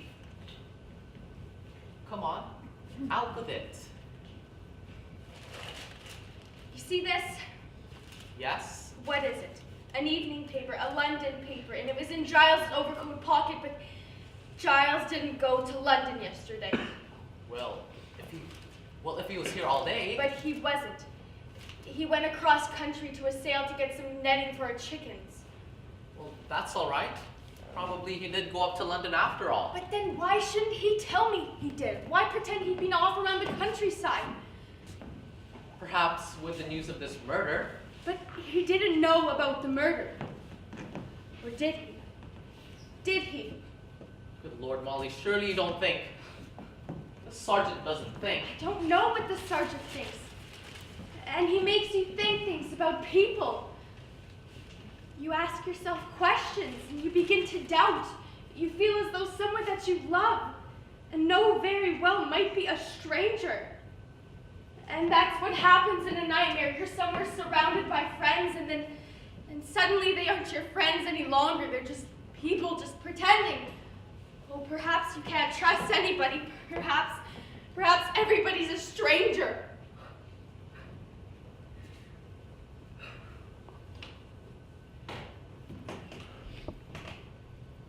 I seem to be interrupting something. No, we were just talking. I must go to the kitchen and the potatoes are going. I'll come and give you a No, hand. you won't. Giles. Tete-a-tete aren't very healthy things at present. You keep out of the kitchen and you keep away from my wife. Well, really, look here. Keep away from my wife, friend. She's not going to be the next victim. So that's what you think of me. I've already said so, haven't I? There is just one person here who fits the bill. I'm not the only one to fit the bill. I don't see who else does. How blind you are. Or do you just pretend to be blind? I tell you, I'm worrying about my wife's safety. So am I. I'm not going to leave you alone with her. What the hell are Please, you? go, Christopher. I'm not going. Please, Chris, go. I'm telling you. Fine. Shan't be far away. What's all this, Molly? You must be crazy. Perfectly prepared to shut yourself up in a room with a homicidal maniac. He isn't. You've only got to look at him to see he's barmy. He isn't, Giles. I tell you, he's just unhappy. He isn't dangerous. I'd know if he was dangerous. And anyway, I can look after myself. That's what Mrs. Boyle said. Giles, don't. Look here. What is there between you and that wretched boy? What do you mean by between us? I'm sorry for him, that's all. Perhaps you met him before. Perhaps you suggested to him to come here and pretend to me for the first time. All cooked up between you, was it? Have you gone out of your mind? How dare you suggest these things? Rather odd, isn't it? That he would come and stay in an out-of-the-way place like this. No odder than Miss Casewell, Major Metcalf, or Mrs. Boyle should. I read once in the paper that these homicidal cases were able to attract women. Looks as though it were true. How long have you known Christopher Wren? How long has this been going on? I hadn't set eyes on Christopher Wren until he arrived yesterday. That's what you say. Perhaps you've been going up to London to meet him on the sly. You know perfectly well that I haven't been up to London in weeks. You haven't been up to London in weeks. Is that so? What do you mean? It's quite true. Is it? Then what's this? This is one of the gloves you were wearing yesterday. I picked it up while I was talking to Sergeant Trotter. Do you see what's inside it? A London bus ticket. Oh, that. So it doesn't only seem you went to the village yesterday, you went to London as well. All right, I went. Whilst I was safely racing around the countryside. Whilst you were racing around the Come on now, countryside. admit it. You went to London. All right, I went to London. So did you. What? So did you. You brought back an evening paper Where did you get hold of that? in your overcoat pocket. Anyone could have put it there. Did they? No, you were in London. All right. I was in London. But I didn't go to meet a woman there. Didn't you? Are you sure that you didn't? Eh? What do you mean? Go away. Molly, what's the matter? Don't touch me. Did you go up to London yesterday to meet Christopher Wren? Don't be a fool. Of course I didn't. Then why did you go? Perhaps I shan't tell you now. Perhaps I've forgotten why I went. Molly, what's come over you all of a sudden? I feel as though I don't know you anymore. Perhaps you never did know me. We've been married how long? A year?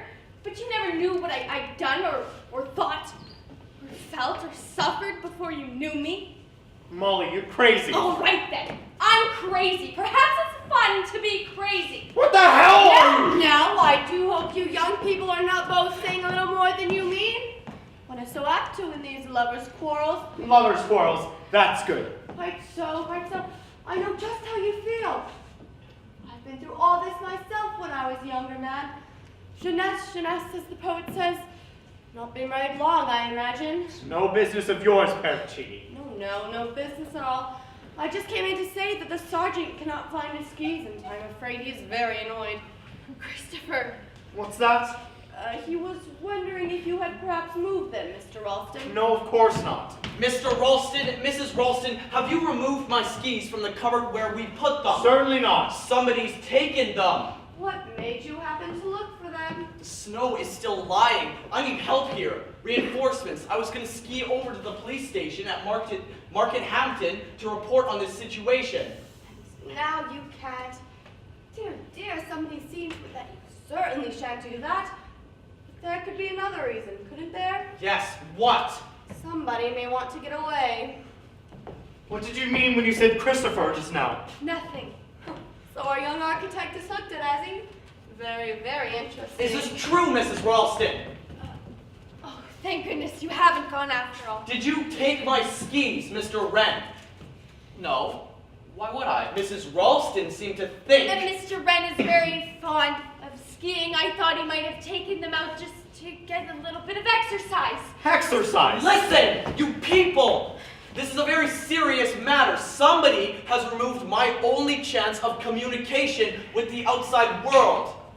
I want everybody gathered here at once. I think Miss Casewell has gone upstairs. I'll get her. I left Major Metcalf in the dining room. Major Metcalf! He's not there now. Well, I'll try and find him.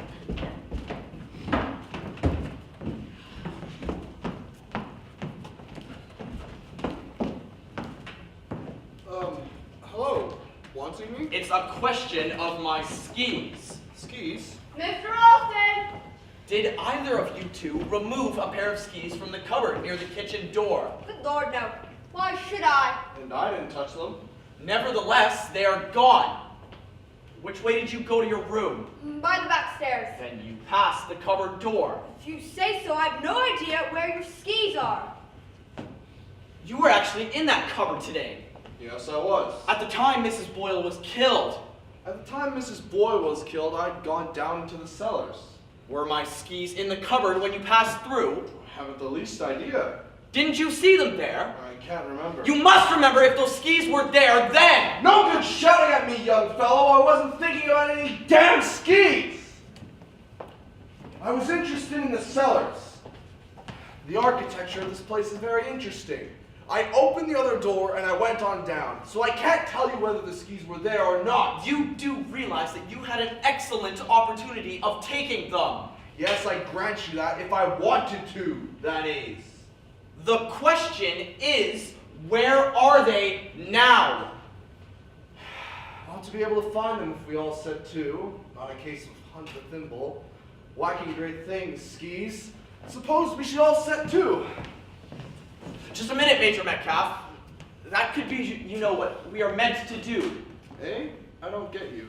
See, I'm in the position now where I've got to put myself in the place of a crazy, cunning brain. I've got to ask myself what he wants us to do and what he himself is planning on doing next. I've got to keep just one step ahead of him because if I don't, there's going to be another death. You still don't believe that. Yes, Miss Casewell, I do.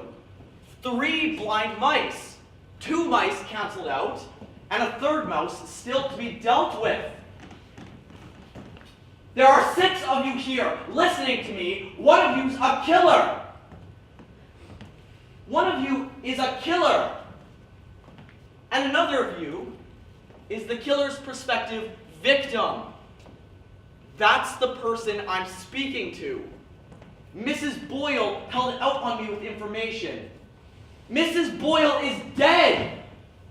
You, whoever you are holding out on me. Well, don't. Because you're in danger. Nobody who's killed twice is going to hesitate to kill a third time.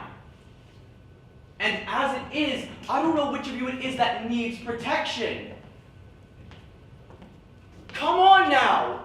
Anybody who is anything, however slight, to reproach themselves for in that bygone business had better come out with it.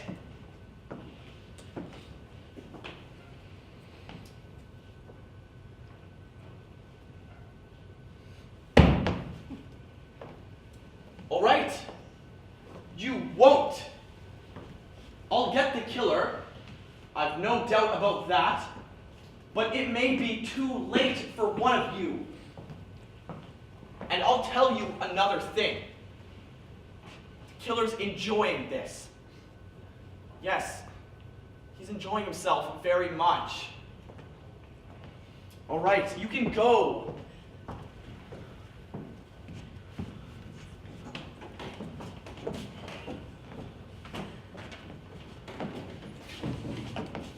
Talking of chicken, dear lady, have you ever tried chicken liver served on toast that has been thickly smeared with vodka, with a very thin rasher of bacon, just touched of the soup soul of fresh mustard? Come with me to the kitchen. We will see what we can concoct together. A charming I'm helping my wife, Peravicini. Your husband is afraid for you. Quite natural in the circumstances. He doesn't fancy being alone with me. It is my sadistic tendencies he fears, not my dishonorable ones. Alas, what an inconvenience the husband always is. Arrivederla. I'm sure that Giles is very wise. Take no chances. Can I prove to you or to him or to our dogged sergeant that I'm not a homicidal maniac? So difficult to prove a negative. Suppose that instead I am really. Oh, don't. But such a gay little tune, don't you think? She cut off their tails with the carving knife. Snick, snick, snick. Delicious. Just what a child would adore. Cruel little things. Children. Some of them never grow up. Stop frightening my wife at once! It's silly of me, you see. But I found her. Her face was all purple. I can't forget it. I know. It's difficult to forget things, isn't it? You aren't really the forgetting kind. I must go to the kitchen and do the vegetables, the potatoes, all going to pieces. Please, Giles. What did you say to the lady to upset her, sir? Me, Sergeant? Oh, just a little innocent fun. I've always been fond of a little joke. There's nice fun, and there's fun that's not so nice. Oh, I do wonder what you mean by that, Sergeant. I've been doing a little wondering about you, sir. Indeed? I've been wondering about that car of yours and how it happened to overturn in a snowdrift so conveniently. Inconveniently, you mean, don't you, Sergeant? Well, that rather depends on the way you're looking at it. Just where were you bound for, by the way, when you had this accident? I was on my way to see a friend. In this neighborhood? So very far from here. And what was the name and address of this friend? Oh, really, Sergeant Trotter? Does that matter now? I mean, it has nothing to do with this predicament, has it? We always like the fullest information. What did you say this friend's name was? I didn't say. No, you didn't say. And it seems you're not going to say. Now that's very interesting. There could be so many reasons. Amour, discretion, these jealous husbands. You're rather old to be running around with the ladies at your time of life, aren't you? My dear Sergeant, I'm not perhaps quite so old as I look. That's just what I've been thinking, sir. What? That you may not be quite as old as you try to look. There's a lot of people going about trying to look younger than they are. If somebody goes about trying to look older, well, it does make one ask oneself, why? Having asked questions of so many people, you ask questions of yourself as well. Isn't that overdoing things? I might get an answer from myself. I don't get many from you. Well, well, try again. That is, if you have any more questions to ask. One or two. Where were you coming from last night? That is simple. From London. What address in London? I always stay at the Ritz Hotel. Very nice, too, I'm sure. What is your permanent address? Oh, I dislike permanency. What is your business or profession? I play the markets. Stockbroker. No, you misunderstand me. Enjoying this little game, aren't you? Sure of yourself, too, but I shouldn't be so sure. You're mixed up in a murder case, and don't you forget it. Murder isn't just fun and games. Not even this murder. Dear me, Sergeant Trotter, you're very serious. I always have thought policemen have no sense of humor. Is the Inquisition over for the moment? For the moment, yes. Thank you so much. I shall return to the piano in the drawing room, just in case someone's hidden your skis in there.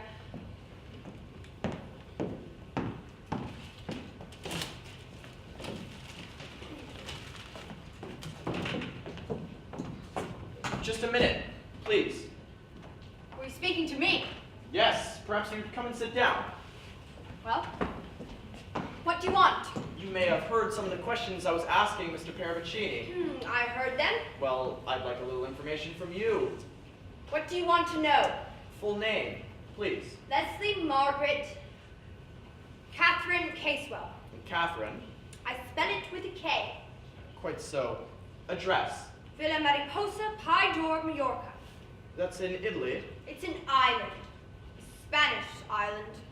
And your address in England? Care of Morgan's Bank, Leadenhall Street. No other English address? No. Well, you've been staying since your arrival The then. Ledbury Hotel in Knightsbridge. What brought you to Monkswell Manor, Miss Casewell?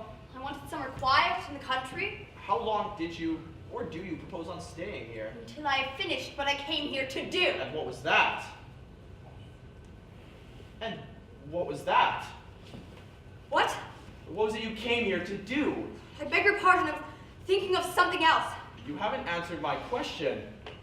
I really don't see, why I should. It's a matter that concerns me alone, a strictly private All affair. the same, Miss Casewell. No, I don't think we'll argue about it.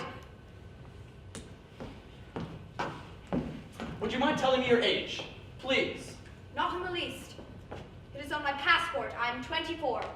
24. You were thinking I look older? That is quite true. Is there anybody in this country who can vouch for you? My bank will reassure you as to my financial position.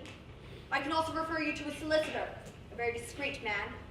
I'm not in any position to offer you a social reference. I've lived most of my life abroad. In Mallorca. In Mallorca. And other places. Were you born abroad? No. I left England when I was 13. You know, Miss Casewell, I can't quite make you out. Does it matter? I don't know. What are you doing here? It seems to worry you. It does worry me. You went abroad when you were 13? 12, 13, thereabouts. Was your name Casewell then? It's my name now. What was your name then? Come on, tell me. What are you trying to prove? I want to know what your name was when you left England. A long time ago, I've forgotten. There are things one doesn't forget. Possibly. Unhappiness? Despair? I dare say. What's your real name? I told you! Leslie Margaret Catherine Casewell.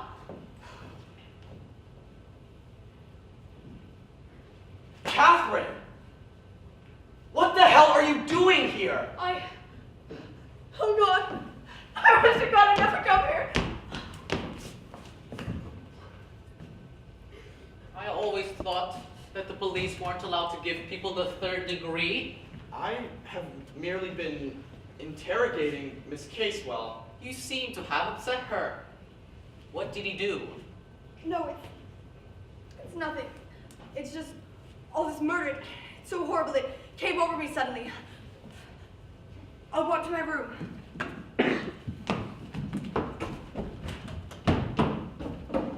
It's impossible. I can't believe it! What can't you believe? 6 impossible things before breakfast like the Red Queen. Yes, it's rather like that. Dear me, you look as though you'd seen a ghost. I've seen something I ought to have seen before. Blind as a bat I've been. But I think now we may be able to get somewhere. The police have a clue? Yes, Yes, Mr. Wren, finally, the police have a clue. I want everybody assembled in here again. Do you know where they are? Giles and Molly are in the kitchen. I've been helping Major Metcalf to look for your skis. We've looked in the most entertaining places, but all to no avail. I don't know where Paravicini is. I'll get him. You get the others. Mr. Paravicini.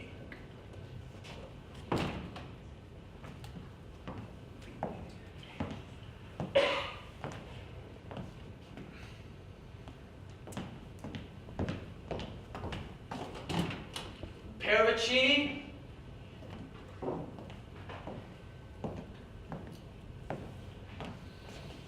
Paravicini! Yes, Sergeant. What can I do for you? Little Bo policeman has lost his keys and doesn't know where to find them. Leave them alone and they'll come home, dragging a murderer behind them. What is all this? Sit down, Major. Mrs. Ralston. Must I come now? It's very inconvenient. There are more important things than meals, Mrs. Ralston. Mrs. Boyle, for instance, won't want another meal. That's a very tactless way of putting things, Sergeant. I'm sorry, but I want cooperation and I intend to get it. Mr. Ralston, could you go upstairs and get Miss Casewell? She just went up. Tell her it'll only be for a few minutes. Have your skis been found, Sergeant? No, Mrs. Ralston, but I may say that I have a very shrewd suspicion over who took them and of why. I won't say anything else at the present moment. Please don't. I always think all the information should be saved to the very end. That exciting last chapter, you know? This isn't a game, sir. Isn't it? Now there I think you are wrong. I think it is a game. To somebody. You think the murderer is enjoying himself. Maybe. Maybe. What is happening? Sit down, Miss Casewell. Mrs. Ralston. Will you all pay attention, please? You may remember that after the murder of Mrs. Boyle, I took statements from you all. These statements related to your positions at the time the murder was committed. These statements are as follows. Mrs. Ralston in the kitchen preparing vegetables. Mr. Paravicini playing the piano in the drawing room. Mr. Ralston upstairs. Mr. Wren, ditto. Miss Casewell in the library. And Major Metcalf in the cellars. Correct. These were the statements you made. I had no means of checking on these statements. They may be true, they may not. To put it quite clearly, 5 of these statements are true, and 1 is false. Which one? 5 of you were telling me the truth. 1 of you is lying. I have a plan that will help me to discover the liar. And when I discover which one of you lied to me, then I'll know who our killer is. Not necessarily. Someone may have lied for some other reason. I rather doubt that. You've just said you've no means of checking these statements. No, but supposing we were to go through these actions a second time. Ah, that old chestnut. A reconstruction of the crime. That's a foreign idea. No, not a reconstruction of the crime, Mr. Paravicini. A reconstruction of actions of apparently innocent persons. And what do you expect to learn from that? You'll be forgiven if I don't make that clear at this moment. You want a repeat performance. Yes, Mr. Ralston, I do. It's a trap. What do you mean it's a trap? It's a trap. I know it is. I only want everybody to do exactly what they did before. But I just simply can't see what you can hope to possibly find out by just making people do the things they did before. I think it's just nonsense. Do you, Mr. Wren? Well, you can count me out. I'm far too busy in the kitchen. I can't count anybody out. One might almost think you're all guilty by the looks of you. Why are you all so unwilling? Of course. Whatever you say, go, Sergeant. We will all cooperate. Eh, Molly? Very well. Wren? Fine. Miss Casewell? Yes? Paravicini? Oh, yes, I consent. Metcalf? Yes. Are we all to do exactly what we did before? The same actions will be performed, yes. But I will return to the piano in the drawing room, and once again, with one finger, will pick out the signature tune of a murderer. Tum, tum, tum, tum. Not quite so fast, Mr. Pervicini. Do you play the piano, Mrs. Ralston? Yes, I do. And you know the tune of Three Blind Mice? Don't we all? Then you could pick it out on the piano with one finger, just as Mr. Pervicini did. Good. Please, go into the drawing room, sit at the piano, and be ready to play when I give you the signal. But, Sergeant, I understood that we were each to repeat our former roles. The same actions will be performed, yes, but not necessarily by the same people. Thank you, Mrs. Ralston. I don't see the point. There is a point. It's a means of checking up on the original statements, and maybe one statement in particular. Now, will you all pay attention, please? And I will assign each of you your new stations. Mr. Wren, would you kindly go to the kitchen? Just keep an eye on Mrs. Ralston's food for her. You're very fond of cooking, I believe. Mr. Pervicini, could you go up to Mr. Wren's room? By the back stairs is the quickest way. Major Metcalf, would you go up to Mr. and Mrs. Ralston's room and try the extension telephone there? Miss Casewell, would you mind going down to the cellars? Mr. Wren can show you the way. Now, it's unfortunate, but I need somebody to reproduce my own actions. I'm sorry to ask it of you, Mr. Ralston, but would you mind leaving by that window and tracing the telephone wire around near the front door? It's rather a chilly job, but you're probably the toughest person here. And what are you going to do? I am enacting the part of Mrs. Boyle. Taking a bit of a risk, aren't you? You will all stay in your places and remain there until you hear me call you. Parlor games. No objection to my wearing a coat. I should advise it, sir.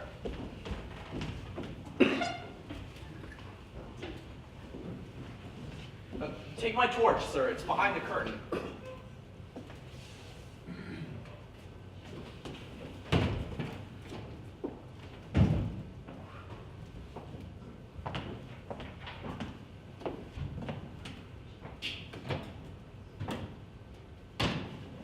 Mrs. Ralston, count 20 and then begin to play.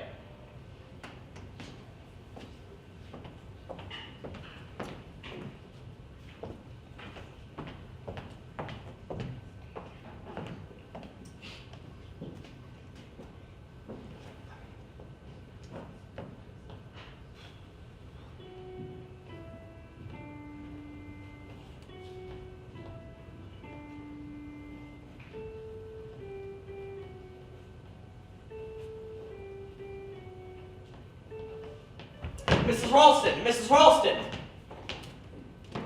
Yes, what is it? You're looking rather pleased with yourself. Have you got what you wanted? I've got exactly what I wanted. So you know who the murderer is? Yes, I know. Which of them? You ought to know, Mrs. Ralston. I? Yes, you've been extraordinarily foolish, you know, by holding out on me. As a result, you've been in serious danger more than once. I don't understand. Come now, Mrs. Ralston. We policemen aren't quite so dumb as you think. All along, I've realized that you had first-hand knowledge of the Longridge Farm affair. You knew Mrs. Boyle was the magistrate concerned. In fact, you knew all about it. Why didn't you speak up and say so?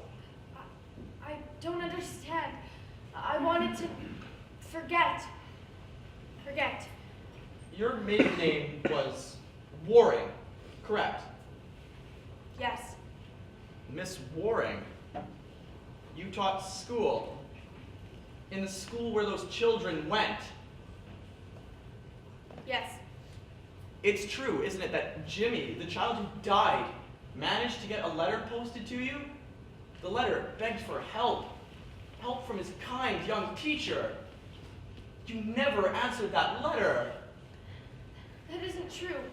I never got it. But you just didn't bother. No, that's not true. I was ill. I went down with pneumonia that very day, and the letter was put aside. It was weeks later that I found it with lots of other letters. By that time, that child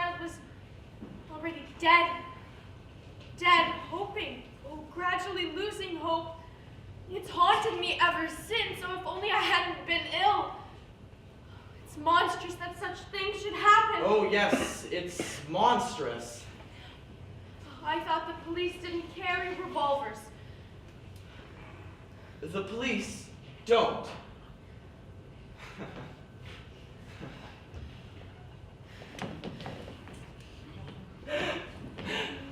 I'm not a policeman, Mrs. Ralston. See, you thought I was a policeman because I rang up from a call box and said I was speaking from police headquarters and that Sergeant Trotter was on his way. I cut the telephone wire around near the front door. You know who I am, Mrs. Ralston? I'm Georgie. I'm Jimmy's brother, Georgie. You better not scream, Mrs. Ralston, because if you do, I shall fire this revolver. I'd like to talk to you a minute. I said I'd like to talk to you a minute. Jimmy died. That nasty, cruel woman killed him. They put her in prison.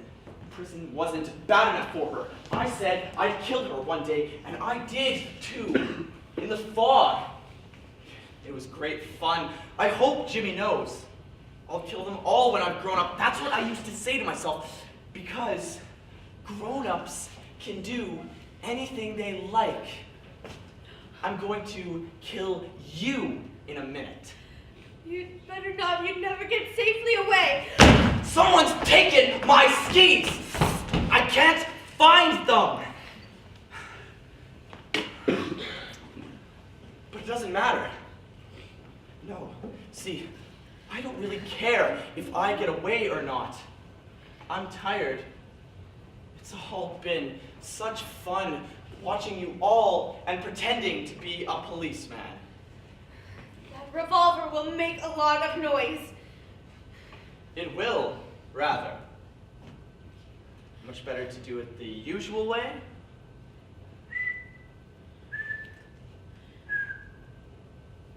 And take you by the neck. The last little mouse in the trap. Georgie! Georgie! You know me, don't you? Don't you remember the farm, Georgie? The animals? That fat old pig? The day that bull chases across the field? And the dogs? Dogs. Yes, Spot and Plain. Kathy? Yes, Kathy. Remember me now, don't you? Kathy. Kathy, it is you. What are you doing here? I came to England to find you. I didn't recognize you until you twirled your hair the way you always used to do. You always did it. Georgie, come with me. You're coming with me. Where are we going? It's all right. I'm going to take you somewhere where they'll look after you and see that you won't do any more harm.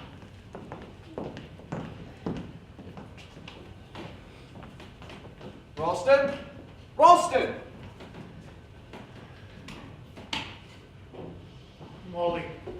Molly, darling, are you all right? Oh, Giles.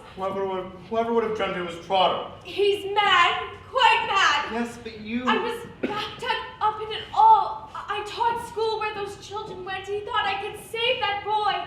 You should have told me. I wanted to forget.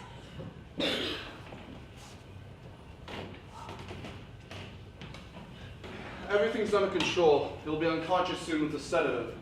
His sister's looking after him. The poor fellow's as mad as a hatter, of course. I've had my suspicions of him all along. You have. You didn't believe he was a policeman. I knew he wasn't a policeman. You see, Mrs. Ralston, I'm a policeman. You? Yes, as soon as we got hold of the notebook that had Monkswell Manor written in it, we saw it was vital to have someone on the spot. When it was put to him, Major Metcalf agreed to let me take his place. I couldn't understand it when Trotter showed up. And Casewell is his sister. Yes, it seems she recognized him just before this last business. Didn't know what to do about it, but came to me, luckily, just in time. And it looks like it's started to thaw. Help should be here soon. Oh, and by the way, Mrs. Ralston, I'll remove those skis. I hid them on top of the four-poster. I thought it was Parabicini. I gather they'll examine that carvers rather carefully. I expect they'll find 1,000 or so Swiss watches in that spare wheel of his. Yes, that's his line of business. Nasty bit of goods. Molly, I believe you thought that I was... Giles, why did you go to London yesterday? Molly, I was buying you an anniversary present. We've been married just a year today. That's what I went to London for. And I didn't want you to know. No.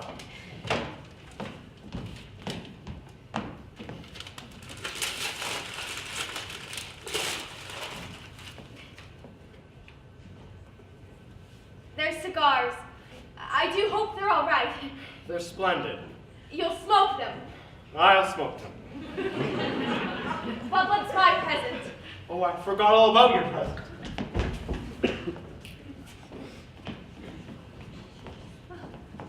It's a hat.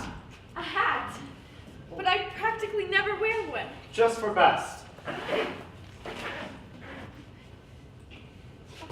Darling, it's lovely. Put it on. Later, when my hair's done properly. It is all right, isn't it? The lady at the shop said it was the last thing in hats. Mrs. Ralston, there's a terrible smell of burning coming from the kitchen. Oh, my pie!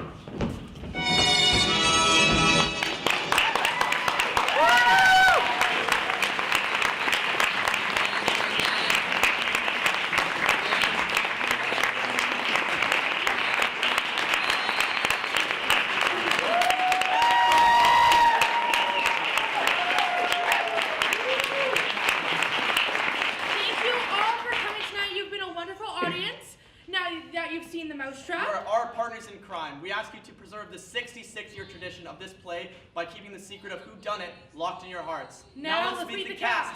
starting with our radio announcer.